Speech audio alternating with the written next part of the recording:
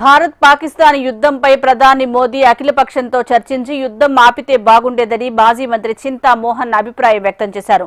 Trump చేతిలో మోడీ కీలుబొమ్మలా మారాడని ఆయన ఆరోపించారు. దేశంలో మానవ హక్కులకు భంగం వాటిల్లుతోందని 20% ఉన్న ఎస్సీ ఎస్టీలకు బ్యాంకుల రుణాలు సరిగా ఇవ్వటం లేదని ఆవేదన వ్యక్తం చేశారు. 1% ఉన్న మార్వాడీలకు మాత్రం 50% రుణాలు ఇస్తున్నారన్నారు.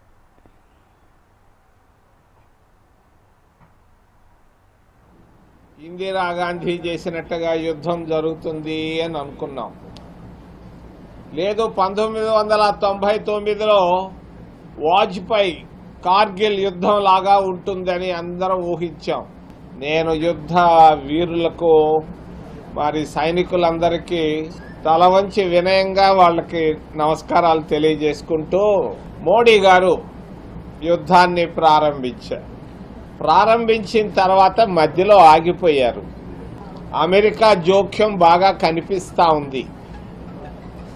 ట్రంప్ చేతుల్లో మోడీ కీలుబొమ్మగా మారాడు అని అందరూ అనుకుంటున్నారు. ఢిల్లీలో నేను అంటలేదు, కానీ అందరూ అనుకుంటున్నారు. ప్రభుత్వ కాంట్రాక్టుల్లో కర్ణాటక ప్రభుత్వంలో 25% ప్రభుత్వ కాంట్రాక్టులు ఎస్సీ ఎస్టీలకు ఇస్తున్నారు. 15% ప్రభుత్వ కాంట్రాక్టులు ఓబీసీలకు ఇస్తున్నారు. మరి ఆంధ్రప్రదేశ్ రాష్ట్రంలో ప్రభుత్వ కాంట్రాక్టులు ఎందుకు ఇవ్వటం లేదు?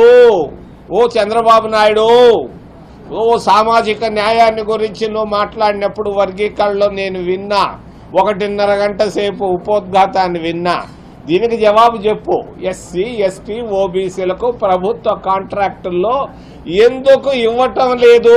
వాళ్ళ దామాషా అంతా ఒక వర్గీకరణ చేసిన వాళ్ళకే ఇస్తున్నావు కాంట్రాక్టులు.